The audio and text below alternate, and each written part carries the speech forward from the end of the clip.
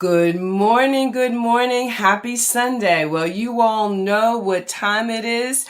It is time to get started with Weightless in mind, body, and spirit with Dr. Carol Penn and her superstar guests. So we are going to enjoy some theme music right now as people wake up and join us. Weightless, weightless. No matter what people say, you're full of greatness. Greatness. Time you opened up your eyes, you were courageous. Courageous. If only they could see you going through your paces. It's amazing. Weightless. No matter what people say, you're full of greatness. Time you open up your eyes, you walk away. Just if only they could see it going through your paces. It's amazing. Weightless. No matter what people say, you're full of greatness. Time you opened up your eyes, you were courageous. If only they could see you going through your paces. It's amazing. Good morning and welcome to Weightless in Mind, Body, and Spirit with yours truly, Dr. Carol Penn. I am so excited to bring you today's show.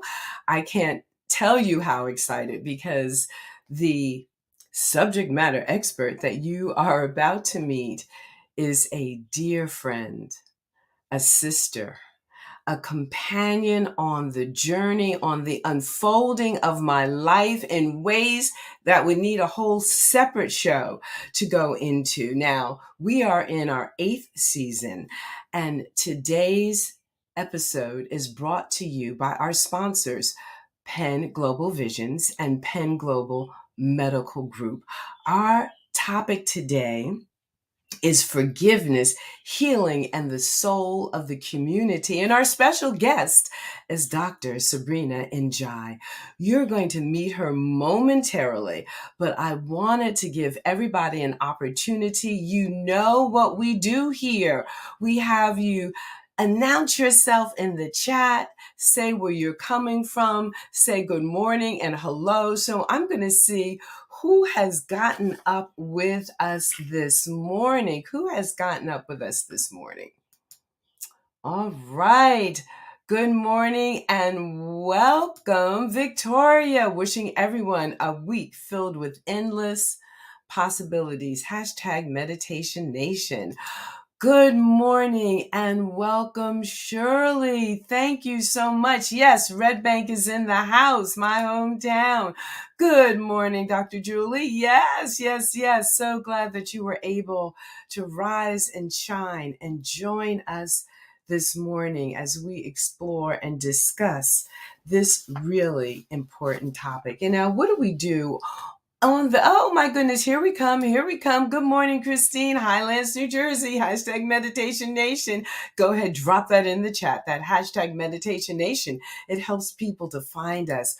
Good morning, James. Yes, so glad that you are here. Good morning, Dr. Dietrich. Good morning, Dr. Kathy. Well, the community is rising and shining.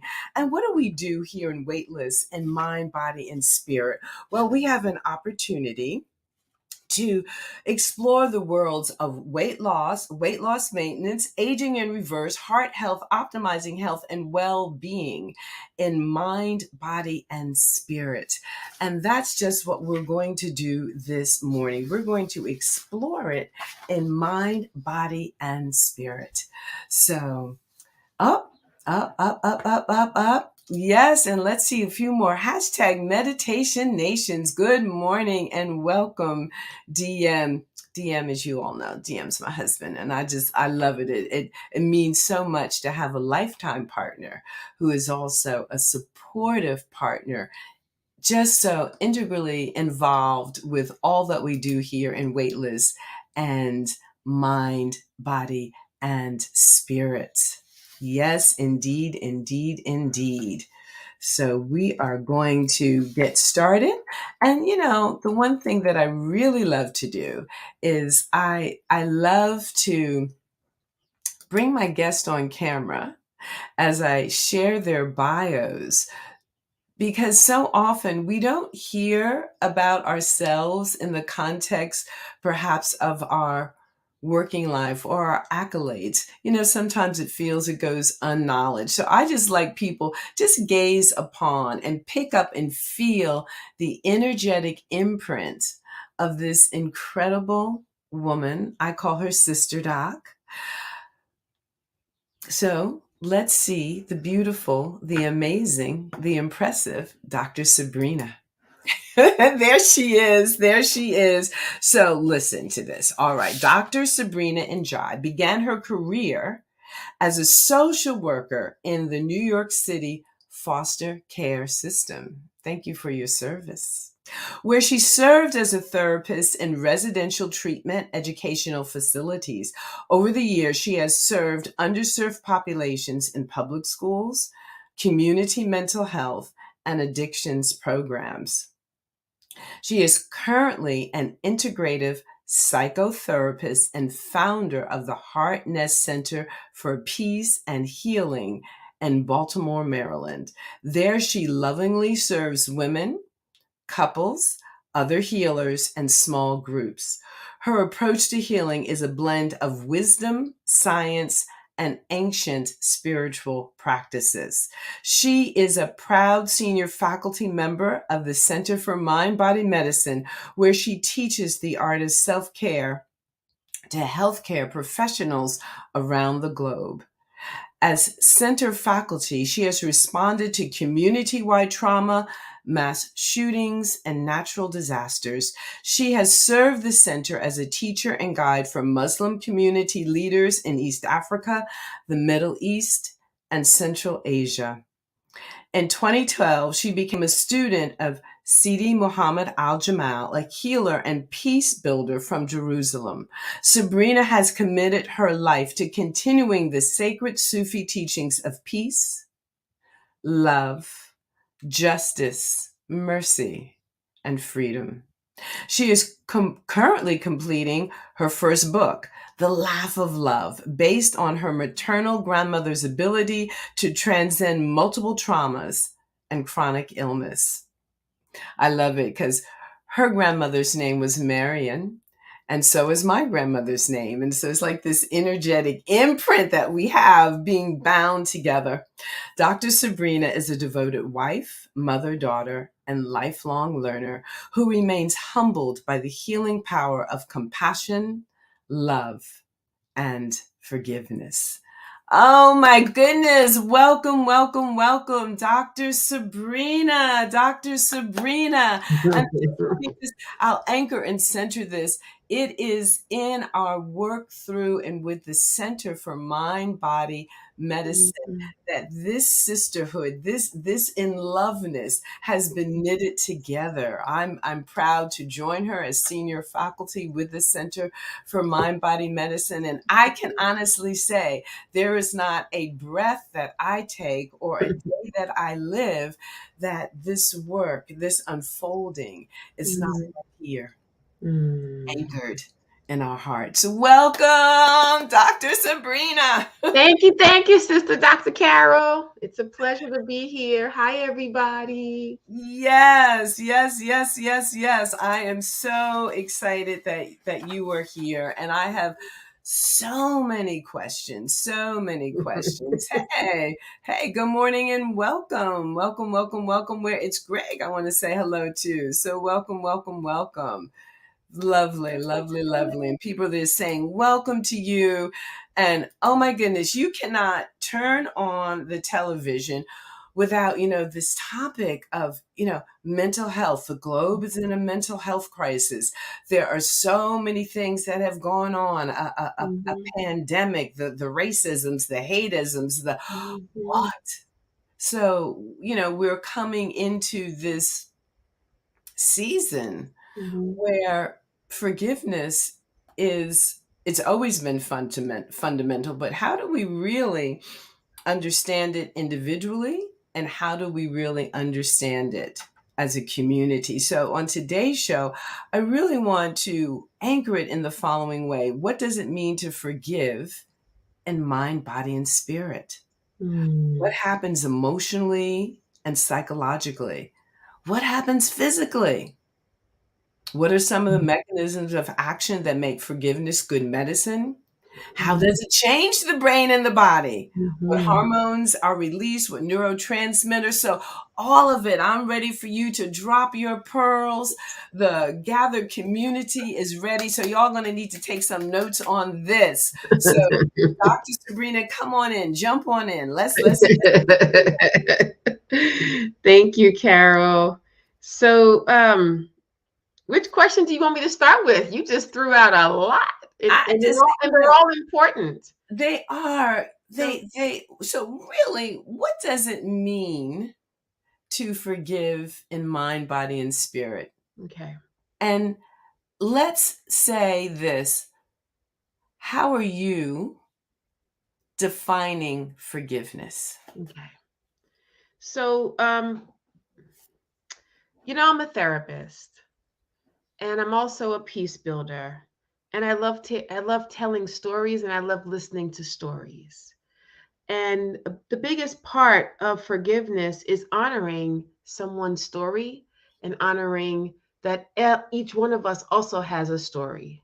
And so when people come to me for guidance, the first thing I say is, we're going to walk this path of forgiveness together. And in this moment, we are defining forgiveness as letting go of the possibility of a different past. We start right there. The past has happened. And so we're not going to stare at it. We're going to glance at it. We're going to honor that we can't change it. And forgiveness is about starting right here, right now, and expanding the way we view situations and expanding the way we view possibilities. So I see forgiveness as a spiritual practice that has nothing to do with religion and everything to do with religion, if that makes sense. So it doesn't matter what you call yourself. If you don't have a regular practice of forgiveness, then whatever your religion is, whatever your spiritual path is, it's incomplete. So forgiveness completes or completely enhances our journey to be closer to knowing who we are, closer to knowing what we're supposed to be doing on this planet, and closer to being in relationship with ourselves and other people. It's a portal to love. Oh, yes, yes, it is a portal to love. But it's like, wow, we could do a whole weekend on this, let Oh, alone, yes, and I do. let alone, the next 50 minutes. And yes, you do. And hopefully we'll have a chance to talk about your workshops and Mhm. the things that are coming up, your book, all of these things. And we hear how hard forgiveness is.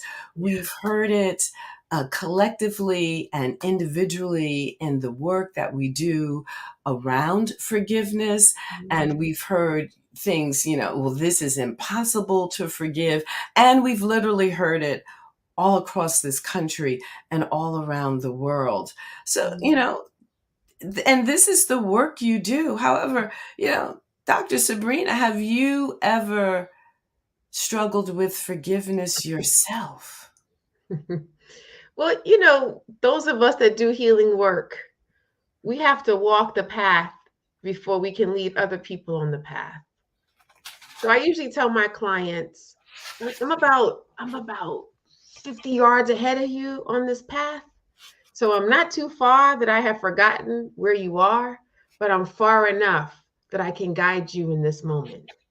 Mhm. So the answer is yes. Not only have I had to forgive, I have to forgive every day.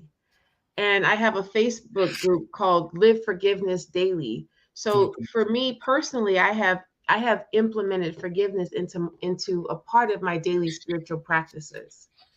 So each day, I want to back up for a second and just honor the first thing you said about how hard it is to forgive. And there are days, especially when someone that you love hurts your heart or betrays you or abandons you. One of those three heartaches happens to every last one of us: abandonment, betrayal, or rejection. Oh, yes. Somebody capture that. Abandonment, betrayal, or rejection. We're going to have, if we live to be past the age of 7, one of those three things is going to happen to us. And if we live to be our age, Sister Carol, all three, all three, there's no way around it. It is guaranteed we're going to have one of these three heartaches. And so I begin with the knowledge and affirmation for every human being that this is going to happen to us. And our behavior looks different based on those three heartaches. So when people come to me and they start talking about how hard it is to forgive, the first thing I want them to do is really feel their heart. Feel, where is it hard? To feel their liver, where is it hard? To feel their lower back, where is it hard? And to honor. And after people tell me that, I ask them the question, what would happen to your heart, your liver, your kidneys if you held on to the resentment? So it's about choosing. And we all make choices. I ask people, who would you be without your resentment? As opposed to demanding that they forgive right away. And do you see the difference in that question? Like, who would you be without this resentment? And very often people say something like, I'd be free, or I'd be in a new relationship, or I would have another job, or I'd move to another place, or I would feel better, or even I would drink more water. I would sleep better. So, if you let go of this resentment, you already know in your body that you would experience an improvement in your health and well-being. Yes, that is why you're forgiving. And it has nothing to do with this creature, this person, this president who harmed you. It has to do with your capacity to address your own health needs. And when I frame it like that, it makes sense to people. And so if I could loop back to your question about myself, I had to frame it like that for myself as well. So that every day I could say, I wonder what my life would be like. And I'm looking at my journal because that's where I do it. I wonder what my life would be like if I forgave whoever that person is in that moment. And then I write. Beautiful. We have Rebecca sharing, I find that forgiveness, he's also one of our nation's wonderful mental health professionals. Good morning, Mm-hmm. Rebecca. I find that forgiveness is like a spiral process, something that is revisited time and time again, but each time from a different place, mentally and Yes, emotionally. absolutely. Forgiveness is like a glass of water. You will live your whole life taking a sip. Yeah. Taking a sip. There's no way we're going to live on this planet without water. We need it. So true. So true. I often think of it as like peeling the layers of an onion. Mm-hmm. And each time you go back to it, you take another little layer off Mm-hmm. Mm-hmm. because it is. And let's talk about some of the mechanism of action because we ask people to forgive, and sometimes people are thinking of the biggest, most horrific thing, and they're like, I can't forgive that. I'm not. Mm-hmm. How do you get it so that you can build up that muscle of forgiveness, if you Mm-hmm. Well, the best example I have is one that happened at one of our trainings with Jim Gordon. This is my favorite example because we had we had some vets in the group, and one of the vets stood up and said, I can't. I saw too much murder. I saw too this. I saw that. I will never forgive the the opposing army. And I don't want to get into the war. So I will never forgive that opposing army. And Jim looked at the guy and he said, well, why don't you start with your brother-in-law? And the guy sat back down. He's like, oh, I can do that. And so I tell people, don't start with the greatest, biggest offense that ever happened to you. Don't start with the man that raped you. Don't start with the teacher that told you you weren't good enough. Don't start there. Think of this as a muscle that has been sort of atrophied for many, many years. And start small, start slowly. You might start with just a few months of setting an intention. Ooh, I'm thinking about forgiving this person, and it's not happening today, but just right now I'm just thinking about it. And that might be all people do for a while. It's just think about it. And then we have tools, and one of the biggest tools that I use is the forgiveness meditation that we teach at the center. And I invite people to do that meditation on a daily basis. Choosing a person, choosing an event, bringing into their consciousness, and offering forgiveness. When people struggle with that, I deepen that meditation by having them close their eyes and expand their lens. So forgiveness might feel like this, and I invite them to expand the lens through mercy. And mercy is about looking at someone through a wider lens than just the action that they did that day. Mercy says, "Oh, when I look at this person this way, I can see their life started out like this. Ooh, that was horrible. And then this happened, and that happened, and that happened, and that happened. Oh, ah, that's what led to them behaving in that manner towards me." Now, this doesn't mean that that manner, that behavior, that action was in any way acceptable. It was wrong. And we can acknowledge together how wrong it is. And we can look through the lens of mercy to understand. That's beautiful, beautiful. And so to kind of begin to maybe, narrow it down for um, our wonderful audience this morning. And I see, Victoria here. My mom taught me early about forgiveness. She told me rule number one, learn to forgive yourself. Think hard and deep, forgive yourself, allow yourself grace, and be repentant and learn. Only then would you be able to transfer that forgiveness to someone else. So I love that, so that's an early lesson in how to forgive, taught to Victoria by her mom. So that actually leads me to not the next question that I was going to ask, but a question that I'm going to frame based on that.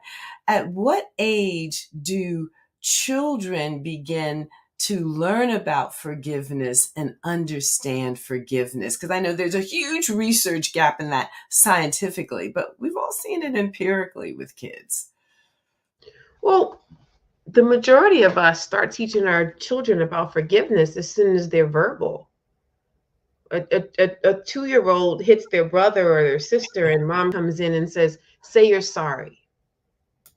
And very often the sorry may not be sincere, but it is the early phases, the walking phase of understanding that when you harm someone, you have to make an amends. And children learn that at a very young age.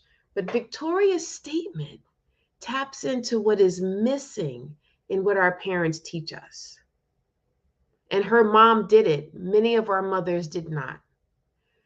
Our parents teach us from the age of 2, 3, all the way up. The majority of our lives, the majority of us have parents who have said, "Say you're sorry." Very few of our parents tell us to look at ourselves in the mirror and say, "Say you're sorry." And that, I think, is the gap in the research.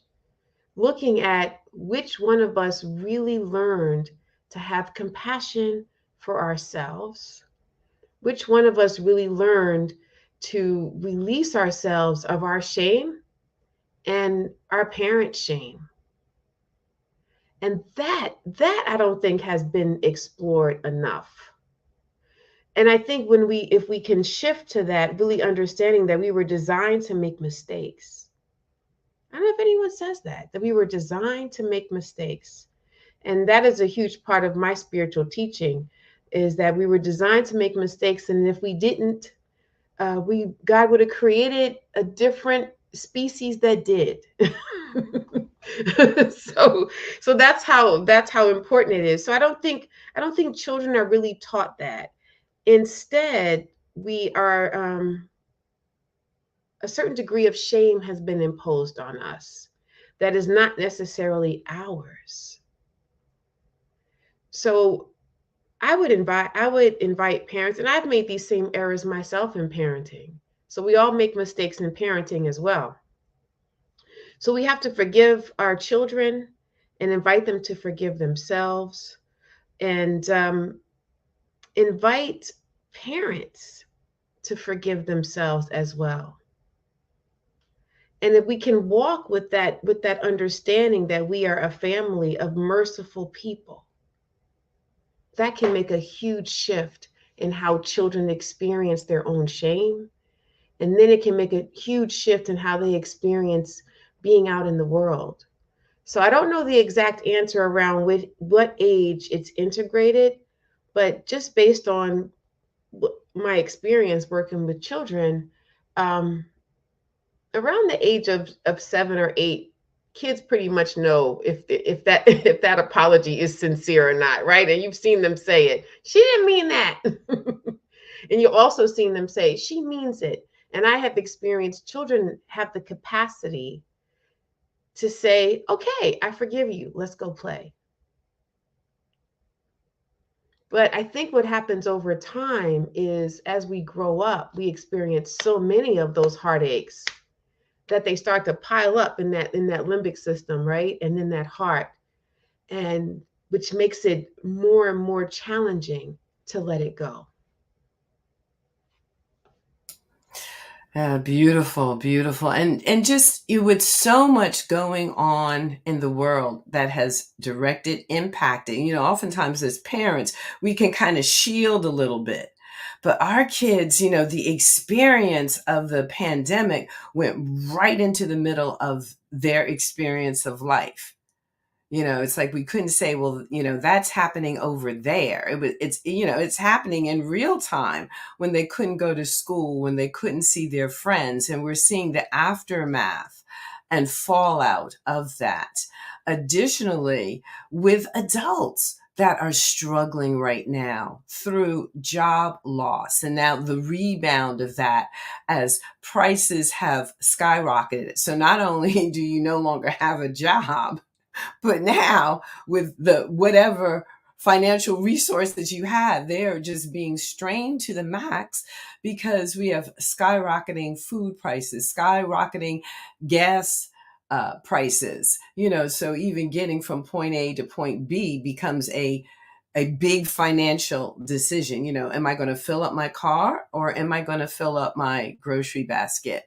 So, in what ways then, overall, as we continue to do this in our work and explore this individually and collectively, in what ways is forgiveness actually good for someone?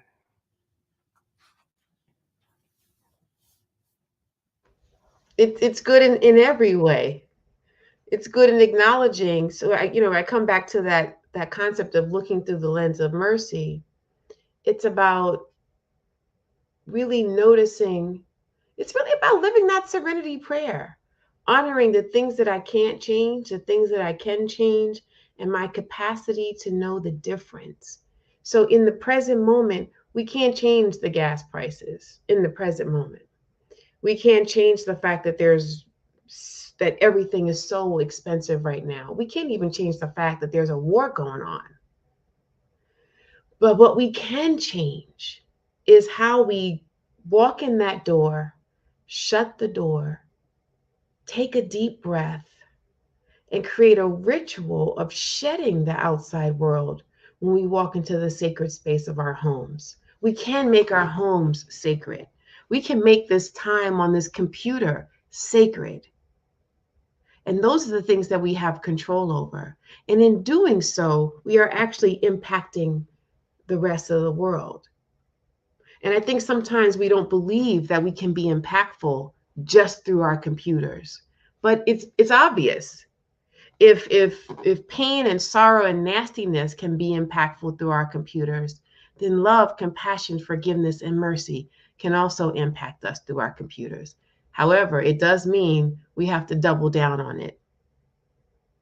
It can't be even. If you see, I think of it in terms of a plate. If you see 2/3 harshness, you got to put 2/3 plus another third of kindness onto an experience. Rick Hansen says negative experiences stick to the brain like Velcro, and positive falls off like Teflon. So we literally have to pile it up so that it doesn't slide off. And each of us have the capacity to do that. Every single last one of us. And well, now let's look at the other side though. Are there potential costs to forgiving?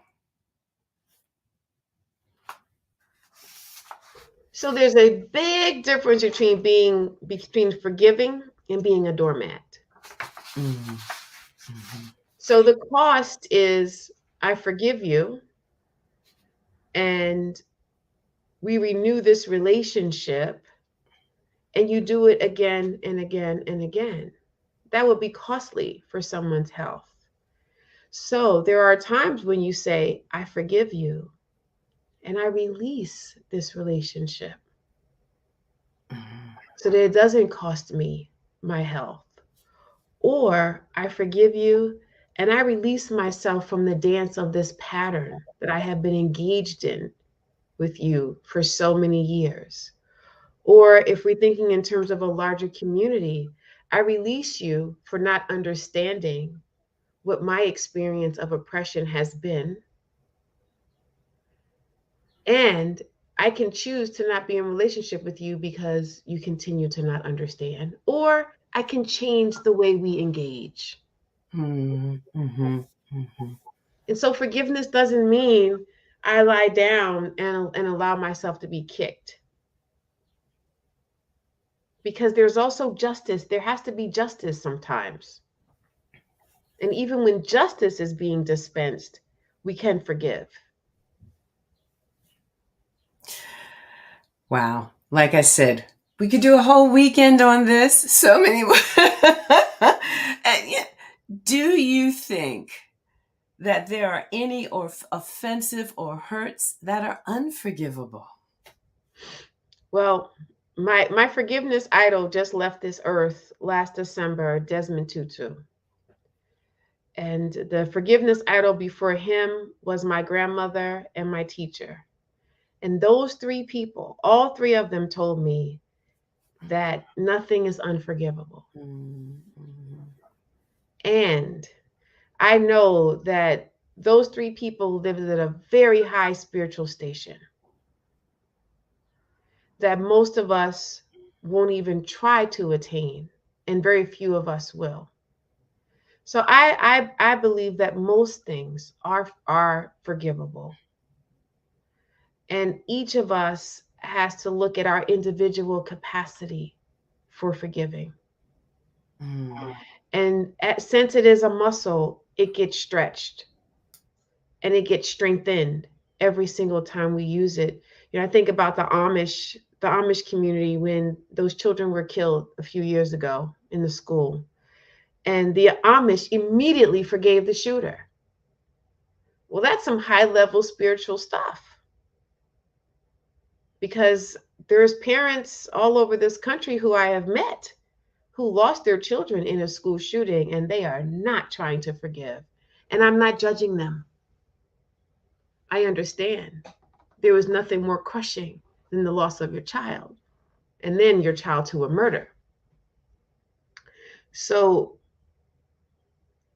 what I want to guide people to doing again is to stretch that muscle and then see what love nudges them to. And it is shocking And it never ceases to amaze me what our capacity becomes for forgiving.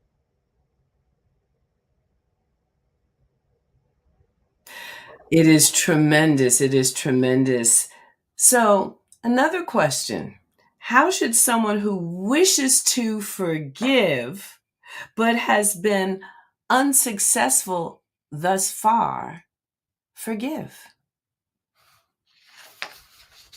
So I say every intention to forgive is successful. If you set that intention, I really want to forgive. I'm just throwing out an example because this is what shows up in one-on-ones in my practice a lot. I really want to forgive my ex-spouse for his or her infidelity when we were together. And the infidelity could be, having a relationship with someone else or gambling away the money, whatever it is. It was a betrayal. And and what I say to them is setting the intention starts to move things into motion. And it's okay to give yourself some time for self reflection and give yourself some time to really understanding yourself, understanding how you got caught in this situation. And then every single day, offer it. And if people cannot offer it yet, back to Desmond Tutu, he talks about the prayer before the prayer. And I'm going to paraphrase it. But basically, the prayer says, I'm thinking about forgiving you, but not today. That's my favorite prayer.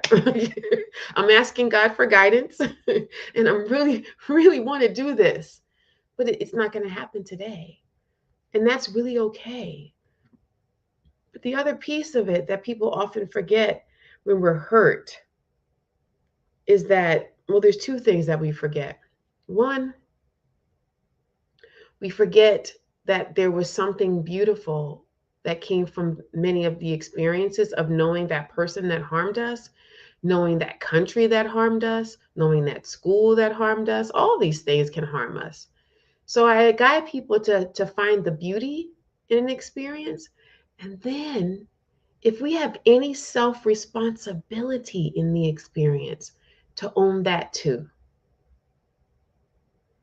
Yeah. And yeah, I'm sorry, I cut you off, Carol. No, no, no. Go ahead. Go ahead. You're making another point. Go ahead.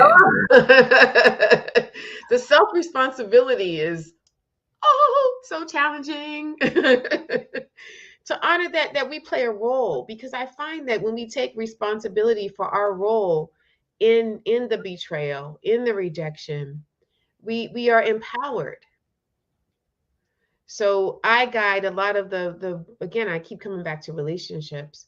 I did it myself, and now I'm guiding my clients to do the same.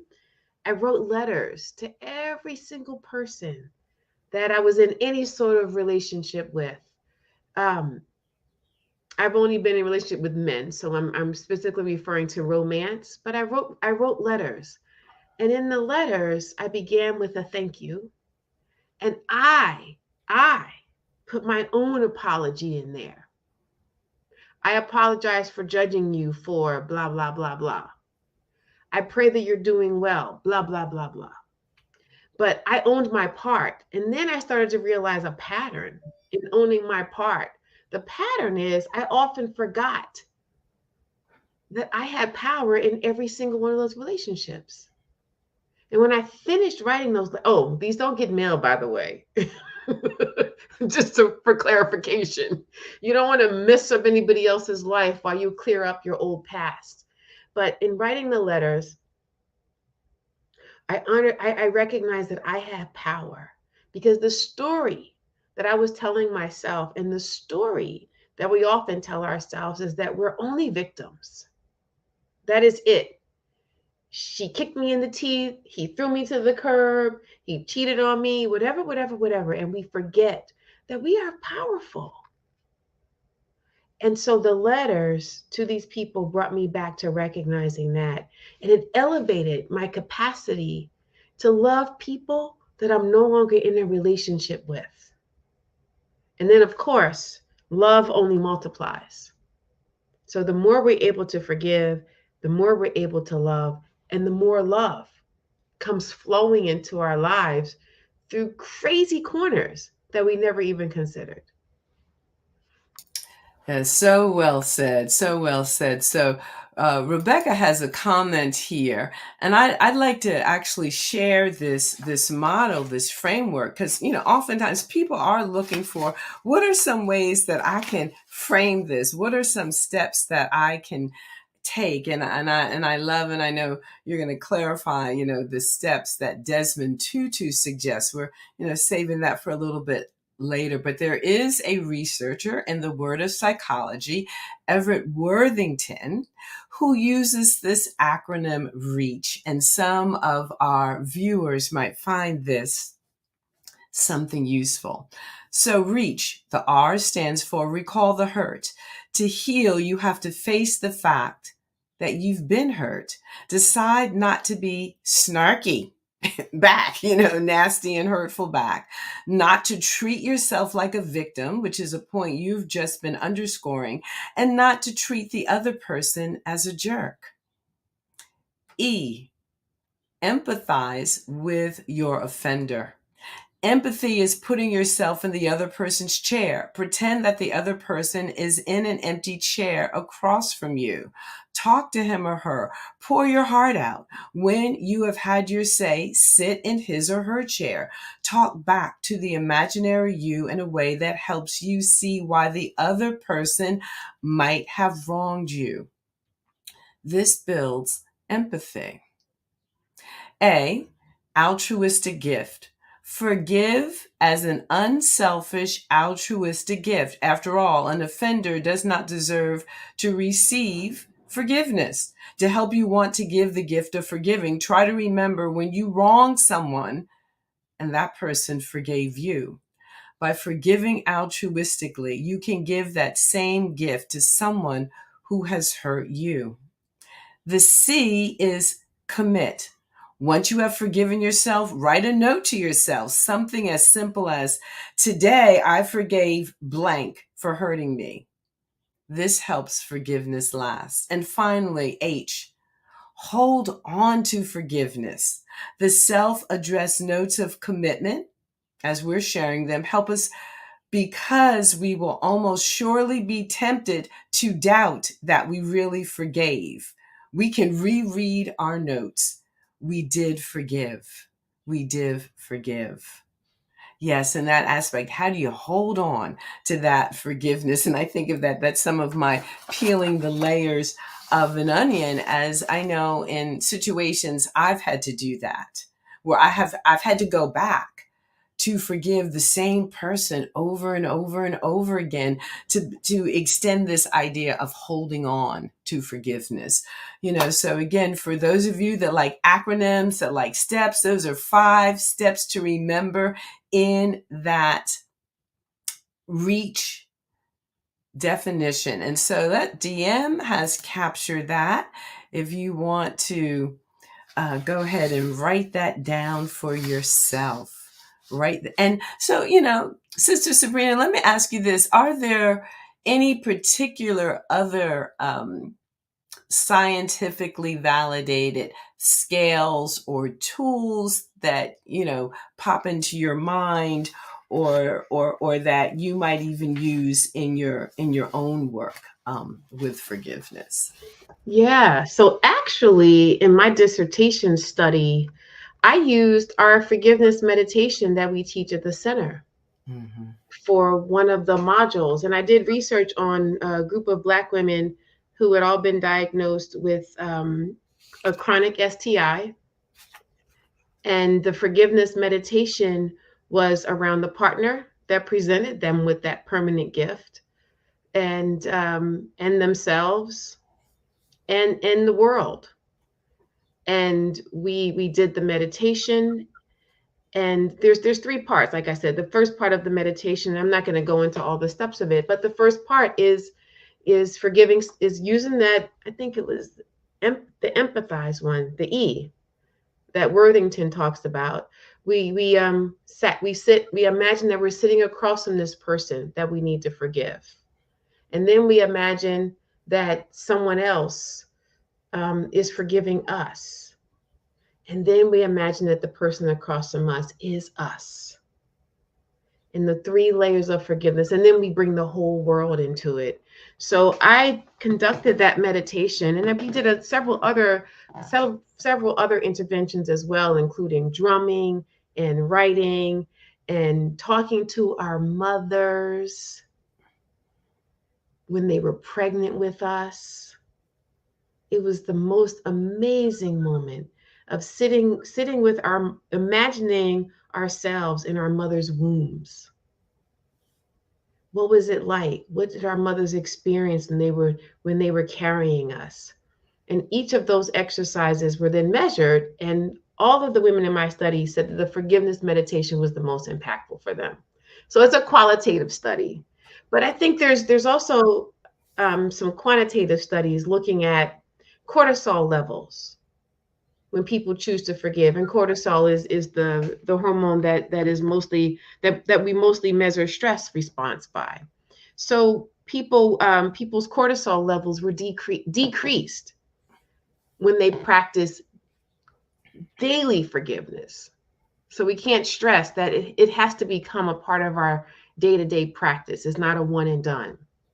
um, heart rate heart rates, people with high blood pressure, Mhm. when they practice regular forgiveness, their blood pressure decreases and goes to a healthy rate. And Carol, you would know the exact healthy number that someone needs. Thank you, Dr. Carol. So liver functioning increases when people practice daily forgiveness. Our capacity to digest food is impacted by our capacity to forgive, because when we forgive, we decrease our emotional inflammation, which then decreases our physiological inflammation. Fred Luskin has a lot of research around the physiological aspects of forgiveness. I think his book was called Forgive for Good. Absolutely. So the research has clearly indicated that the act of forgiveness, if you can invite yourself to step into it, will trigger the mechanisms of forgiveness that have these physiological benefits, where Mm-hmm. forgiveness is medicine for the individual. And again, what are the characteristics of a person who is able to forgive? And Mm-hmm. so being able to look at all of that. And so, two of the other tools that have been used in this work, there's one called the transgression narrative test of forgiveness. And then the other one is called the transgression related interpersonal motivations inventory. And they can be very powerful, that they help people look at the interpersonal aspects of forgiveness, which is a lot of what we've been talking about this morning. What are those interpersonal aspects? And from your work, what are the characteristics, the personal values of a person who's able to be forgiving? What have you noticed? What I've noticed is that the people that are most able to forgive are people who are most yearning for love and connection. So I don't know if there's any one personality, because I've seen people come to my office with the psychiatric diagnoses that infers that they don't have the capacity. And then we sit down and we speak of love and yearning and desire to be loved. And it moves, and I can literally feel it move from their chest. So I don't know if there's any one person, but I do believe that people who have experienced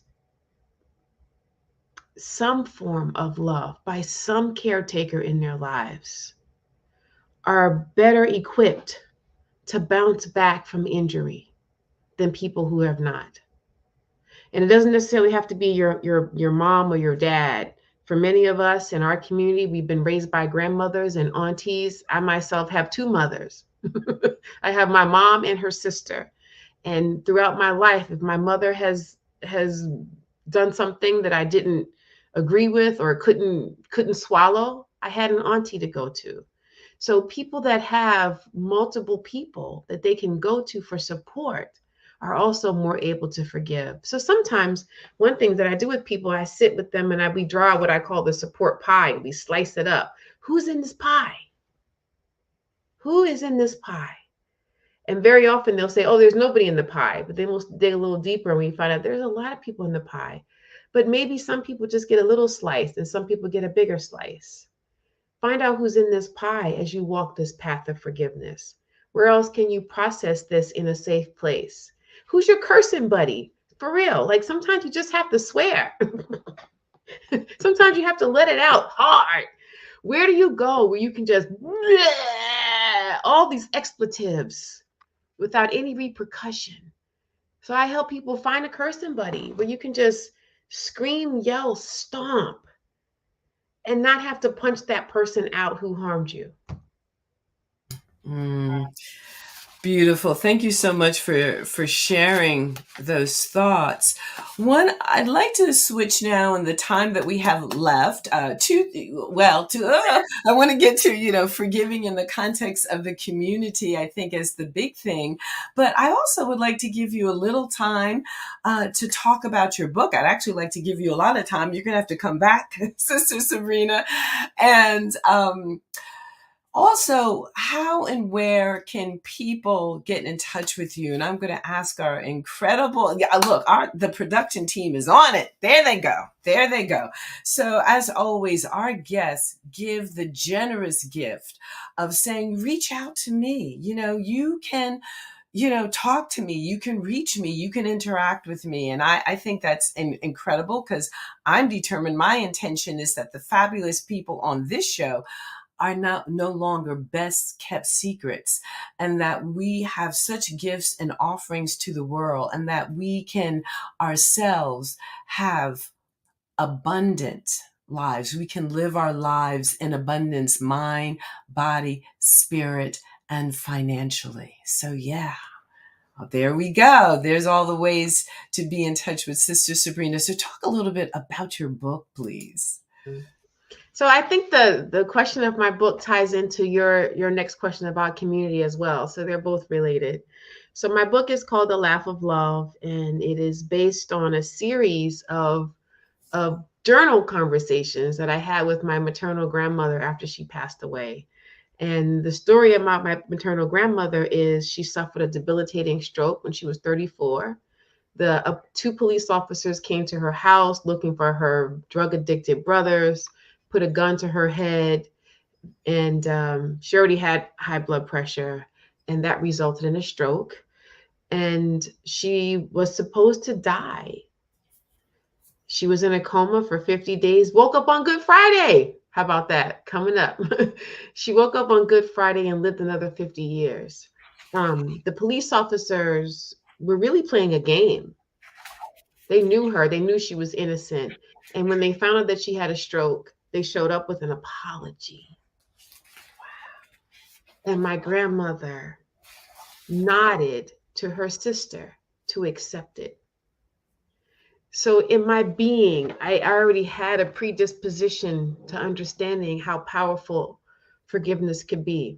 So my grandmother lived her entire life as, in my opinion, an angelic being. She could never walk. She could never talk again. And she had this incredible heart, and people were drawn to her. So the book is about all the lessons that I learned from her existence, about how to forgive, how to trust, how to surrender to what is, how to live my divine purpose without being attached to anything on this planet, how to say no with conviction as a complete sentence, because that was the only word she was left with, the clear capacity to speak was no.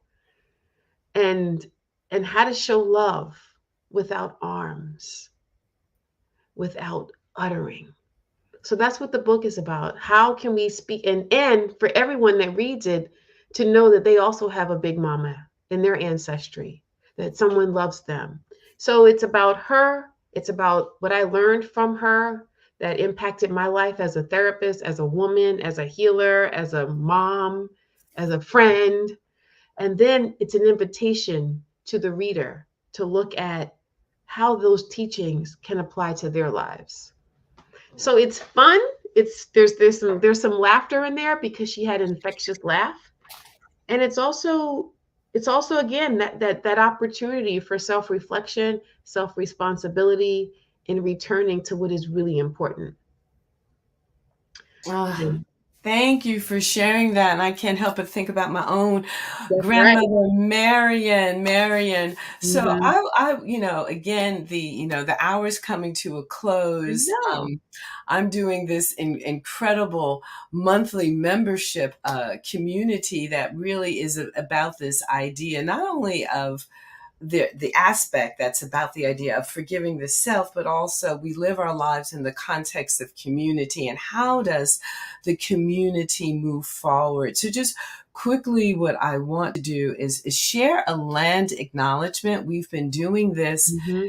with the center, we've been doing this individually, and so let me just share it and let these words resonate with our audience. Every community owes its existence and vitality to generations from around the world who contributed their hopes, dreams, and energy to making the history that led to this moment. Some were brought here against their will. Some were drawn to leave their distant homes in hopes of a better life. And some have lived on this land for more generations than can be counted. Truth and acknowledgement are critical to building mutual respect and connection across all barriers of heritage and difference. We remember those who lost their names to the crime of enslavement. Some were given names, but others were just listed in their wills by their value, and we cannot know the names, and those that love them would use. We honor them and we hold them in the light.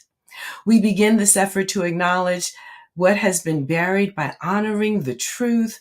Please take a moment to consider the many legacies of violence, displacement, migration, and settlement that bring us here today.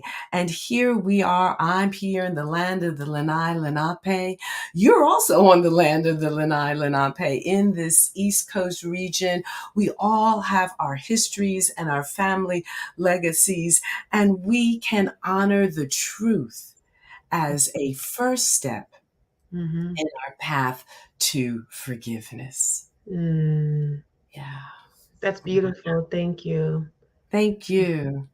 Thank you. So Sister Sabrina, Dr. Sabrina N'Diaye, I want to go ahead and I want to thank you. Y'all know how to find me. If you have any questions, you want to join the community, you want to be a part of the monthly membership group, go ahead and email me right now. Take the action, get in momentum right now. info@drcarolpenn.com. You want to find out when Sister Sabrina's next workshop is. Dr. Sabrina, who combines the science, the wisdom, the teaching, and helps you bring forward and step into your authenticity around this important practice of forgiveness. You're going to go ahead and email Sabrina at the Heart Nest, okay? Going to visit her website, going to follow her on YouTube. Listen, it is time for us to get ready for next week's show. I hope that this wonderful community that is gathered here today will be right back here next Sunday as we continue to take the deeper dives, as we continue to step in, and as we all continue to grow as the powerful, amazing gift to the world that we are. I'm going to sign off and see you backstage in the green room. Thank you. Thank you. Thank you. Thank you. Bye. Weightless, no matter what people say, you're full of greatness. Time you opened up your eyes, you were courageous. If only they could see you going through your paces. It's amazing